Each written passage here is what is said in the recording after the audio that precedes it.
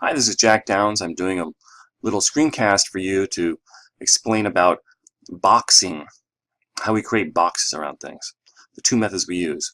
This will be for put it together assignments. You'll use number 2 to make number 4, number 3 to make number 5, and then you'll also do 6 and 7. I wanted to explain that although we will be using number 2 and boxing this big Obama package here, and using number 3 and boxing the bomb package again, which is down here now, right? I'm going to start with a more generic situation. Maybe you want to do this also. I've grabbed a blank template. I'm going to go to the library. Why don't you play along with me? And I'm going to just drag and drop a very simple structure from the library. I'm going to zoom in a little bit. Select that, just make sure I have it on the guides. Same thing there. Alright, so what I want to do is, I'm going to put in a fake head.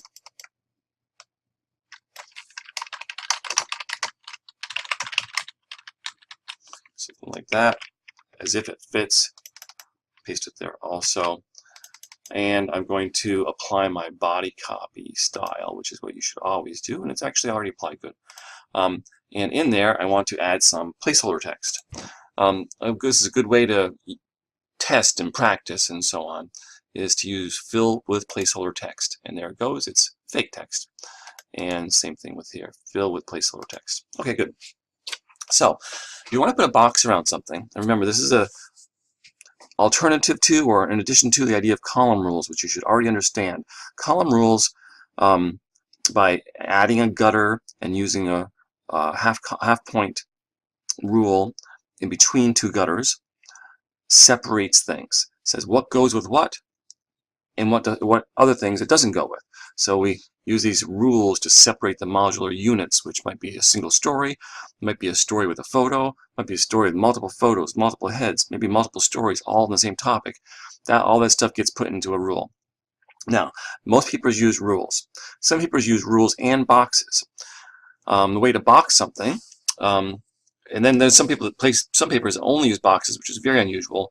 There's some that don't use either rules or boxes, and that is extremely unusual and kind of dumb, because boxes, to some degree, and rules in particular, give us a lot of flexibility in our layouts. It allows us to do lots of extra things. So if I have this little unit here and I want to put a box around it, I could use the body box method. That means take my body box, the main box, the box that has most of the content. I'm going to make that what carries the stroke, which is as if this shows the box. To do that, of course, I have to tell it to have some inset, and I can do that through text frame options, Control B, and I will tell it to go P9. And since this is locked, it'll apply everywhere. I can preview if I want, or just say OK, and then put an indent, an inset all the way around. I'll zoom in a little more. Inset all the way around. That's fine, but that doesn't do very much. The inset I need to open up so the inset, the head, is right at the inset, or if there's a photo there, and I need to close everything up to that inset area. So I can actually use guides and drop them on the inset area. All right. Now, the only thing that I have to put inside this box is my headline. But if I had a photo, photos would have to go inside. Other stories, other sidebars, everything else, other headlines, cut lines, would all have to go inside. And you see it's as if it's on its own little grid now. And I've got this space, about the same amount of space down here as around here and around here. So this inset space. Now this outer box, which was the body copy box, and by the way, if the headline disappeared, then I may also have to tell it to go Object, Arrange, Send to Back for the body copy box, or Bring to Front for the things that have disappeared. Why are some things on top of others? It depends on the order in which they are created, the order in which they're dragged out of the library. So you may have to arrange Send it Back on the body copy box to send it behind everything. You may have to open up some boxes to keep copy from floating around. If, for instance, your headline gets down too far, what will happen is the copy will go up there, and you don't want that to happen. So you may have to put it up to its proper place. If you ever short click on the body copy box, and you can see where the inset line is, and continue. So that inset, that body copy box needs a stroke, and I'm going to give it a stroke of a half point. I like the idea of putting the stroke on the inside, which is the middle box, for all strokes really. Click off and say W. Because my stroke had defaulted to a black, right, there it is, color. I would see that on swatches also, black for the stroke side. It's black, and now I have a box around this little unit. So that's the one method. Here's the other method, ready? I don't want to use this body copy box. I want to use a new box. Okay, I can do that. And by the way, just so you know, this box, where it would go would be the same place as the column rules, and there would still be another gutter before any other story went beside it, right? So this is how two stories would sit side by side with a box. Okay, good. So we're going to imagine this is sitting over here. I'll put it on this grid line here. Good. I want to make a box, but I need to have a new container. I'll make a new container. I'm going to go drag and draw a text box. Well, some things have happened. That's okay. Its text wrap is forcing everything out, and it's also sitting on top of everything too. So I'm going to tell it to have an inset. Again, same idea, P9. That's all locked together. So if yours is not, you can lock them. I can just say OK. Okay, that didn't do very much, you don't think? I'm also going to tell it to have the same number of sticks as I need to arrange things. In this case, the number of sticks inside here, let's just get my regular selection tool, is 1. It defaults to 1. I'm going to make 2. So there's 2 lines here. If I had 3, I'd have 3. At 4, 4. The number of sticks out of copy I want to have. All right, good. I'm going to tell this guy to have no text wrap.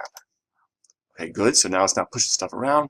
And just to be safe, I can tell the object to arrange, send him to back, push him to the back. So it's easy. So I know that he's behind everything else. Okay.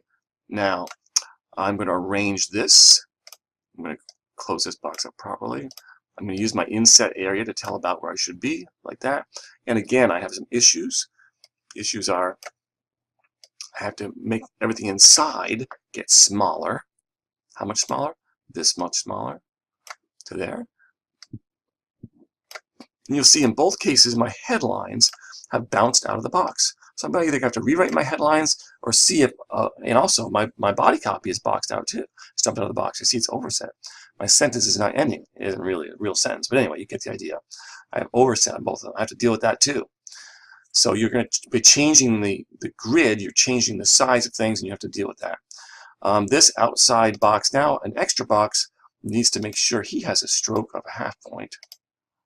And there he goes. If that came up with no color, if I didn't see it now when I go to W for preview mode, then I would have to make sure I added the black from the swatches on this guy here, on the stroke, not on the fill, but on the stroke. And I would have to click it on black. Wow, that was selected. I would do that. Or I could do it at the beginning before I drew the boxes, and it would be default. So there's the 2 methods. So how does this work in this big project? Here we go. Not like that, like this. Let's go to number 2. So this is going to be the body box method on this one. Again, I take the body box, I bring it up here. All right, good. Hasn't done very much of anything. I tell it to have an inset. Okay. P9.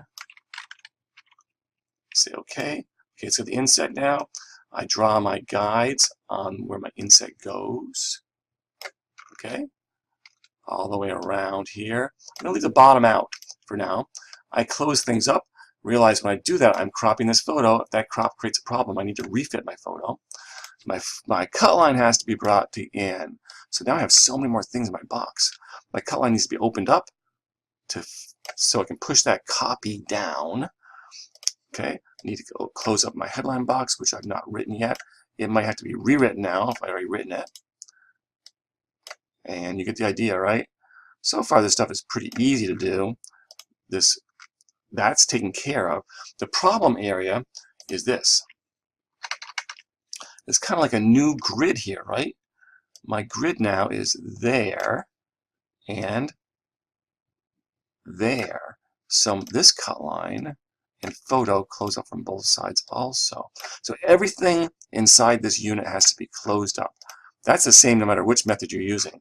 And then I have to tell this guy to have a stroke of half point. I click off, and I see my stroke. There it is. Now, the issue is, I also don't want column rules at the same time to delete those. I have to make sure then, well, I have some issues. I have an alignment problem here. I also have to get the right number of lines in the box. When I get done, this space closes up. Oops. There you go. Sorry. Closes up a little bit. So he's going to be under the baseline. This space right here should be the same as this space here. So I would actually grab these guys. I have to first get the right number of lines in the box, get this alignment taken care of here. I have to do that. By the way, you'll notice I don't have any subheads in my story. You should have subheads in all your stories. I also got to make sure that this, I'll click off preview mode, this guy has to be in the right position. I removed the column rules. So now he has to go wider. So I've got a gutter here and a gutter here. Same with the headline. Or I would have expanded the body copy box after that point.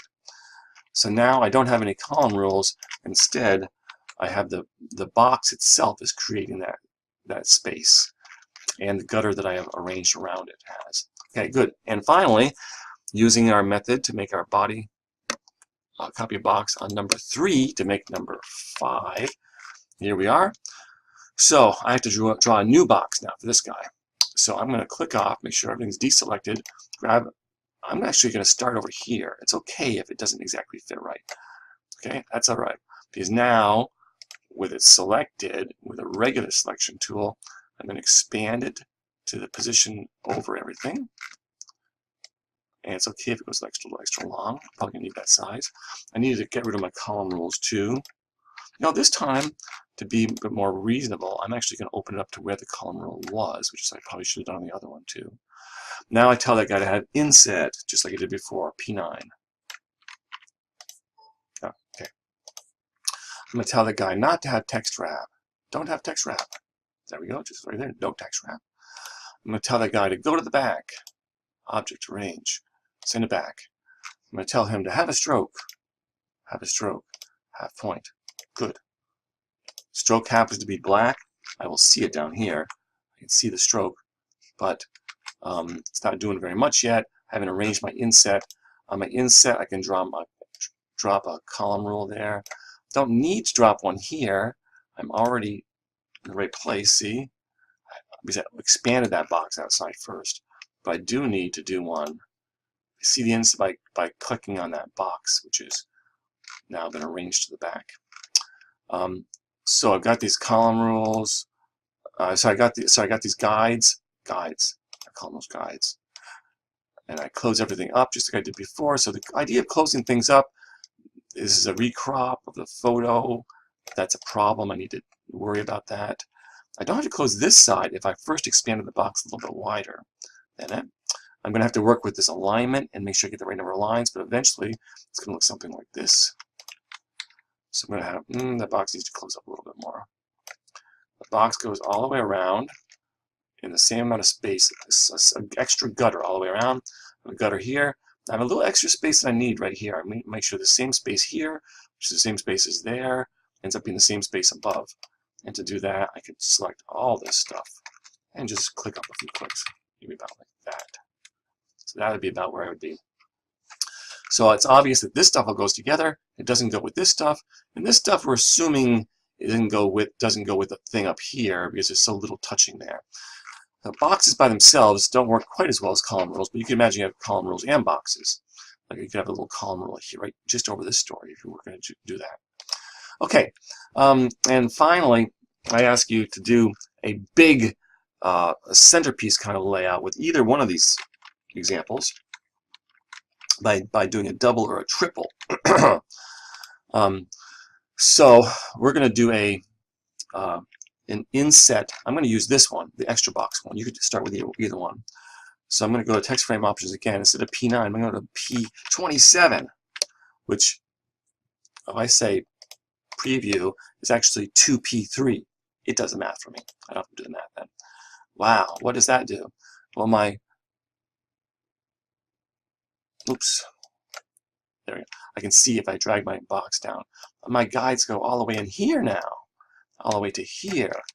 And up here, it's going to go all the way to here. Sorry, ran out of recording time there briefly.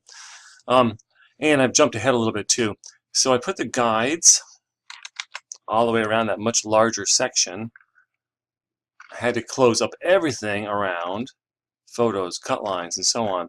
As a result of making such a big change, removing so much space. Before, I had 4 sticks, but those sticks are really narrow now. Too narrow, really. There's limits to how narrow and wide we want regular copy, and that would be too narrow. So instead I'm going to go to 3 sticks, and then I have to take this photo and put it on this new kind of like grid here, right? If I ever need to line things up, if I'm not sure, I can always actually bring a guide along and stick it there to make a grid. Guides can be deleted or yanked off the page too.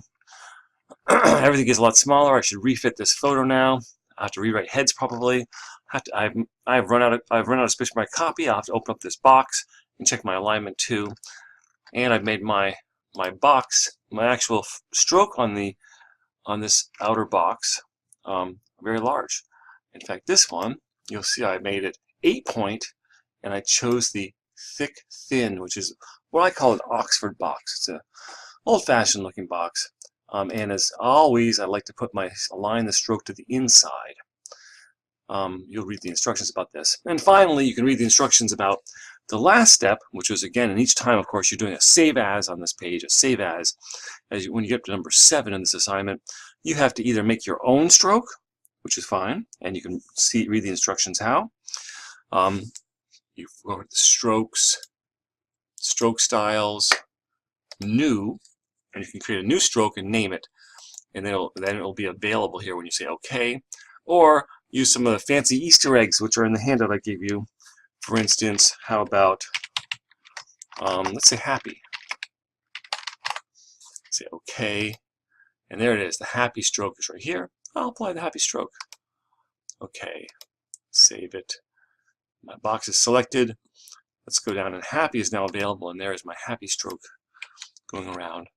Little happy faces. Isn't that nice? I think I'd make that even bigger if I was going to do that. Let's make a really big stroke. What about a 20-point stroke? That's enormous. If I did something that big, I'd have to add even more space on the inside. And of course, you would never, ever in a million years actually use that stroke. Okay, hope that works for you.